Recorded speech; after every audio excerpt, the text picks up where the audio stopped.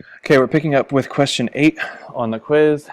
We have to find f plus g, f minus g, f times g, and f divided by g for these two functions. So my first function, I'm doing f plus g. I'm just adding like terms. 2x plus x is 3x. 1 plus negative 3 is negative 2. There's your f plus g of x. F minus g, you are subtracting the terms. 2x minus x is x.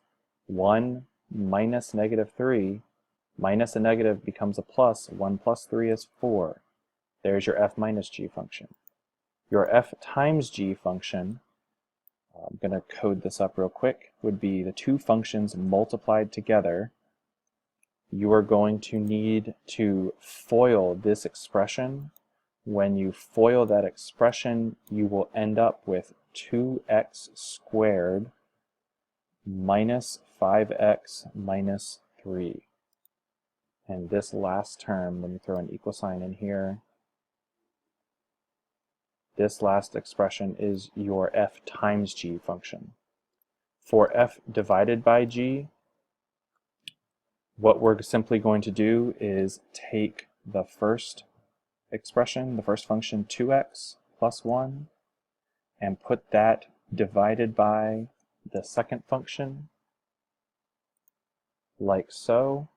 And then we also need to say what x cannot be, what would make the denominator 0, which is clearly the number 3. So x cannot equal 3. And let me see if I have a symbol for that in my program.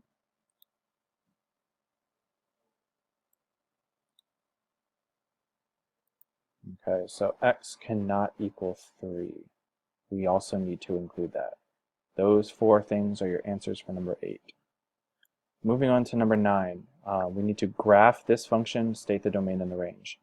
The first thing that you would want to do is find the starting value of this function, which would be whenever this root equals 0. Hopefully you can see that happens when x is negative 2. So our domain starts from negative 2, and it's any value to the right, any value greater than negative 2. So the way we would say that is x greater than or equal to negative 2. And our range, if I plug in negative 2 right here, negative 2 plus 2 is 0. 0 times 2 is 0. My y value would be 0. So I'm starting from the y value of 0, and it's any value greater than 0. So my range would just be y greater than or equal to 0. To graph this, you can just pick some other x values and plot them. You can throw this in a calculator. Hopefully you didn't just immediately throw it in a calculator, but this is what the graph looks like, and these are the domain and the range. All right, number 10. Oops. I'm going to bring number 10 down to the next page. Okay, number 10 says the velocity of a roller coaster as it moves down a hill is v equals v naught squared plus 64h, where v naught is the initial velocity and h is the vertical drop in feet. If v equals 70 feet per second and v naught equals 8 feet per second, find h.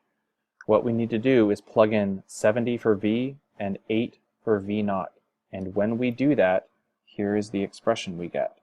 It's going to say 70 equals the square root of 8 squared plus 64h. And that looks, insert it, it looks like this. So we've plugged in 70 for v, and we've plugged in 8 for v naught. So then we're going to simplify 8 squared, and that's 64. And so that's going to look like this. And then what I need to do to both sides of this equation is I need to square both sides. So when I square both sides, 70 squared becomes 4,900. And then the square root basically just goes away on the right side. So I would have this equation now. And then I'm going to subtract 64 from each side. And when I subtract 64, I end up with 4836 equals 64h.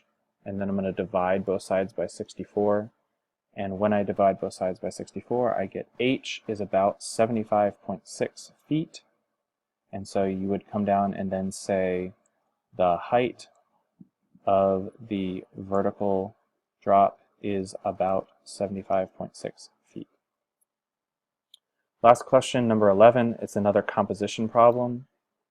I think it's a bit easier than the previous composition problem in this quiz. So first, f composition g, we're starting with f. That's our outside function. Actually, they told us to do, we have g and h, so let me change this to a g, an h composition g. Sorry, I messed that up here.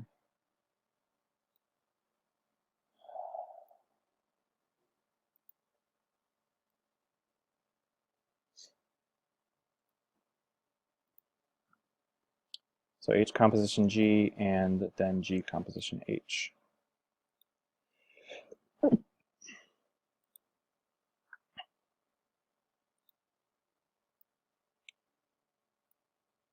Okay, there we go.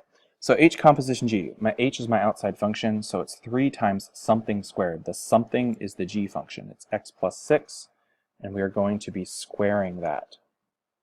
When we do that, let me make this code a little bit nicer. 3 times x plus 6 squared. When I do that, I'm multiplying, this x plus 6 squared, that's a perfect square.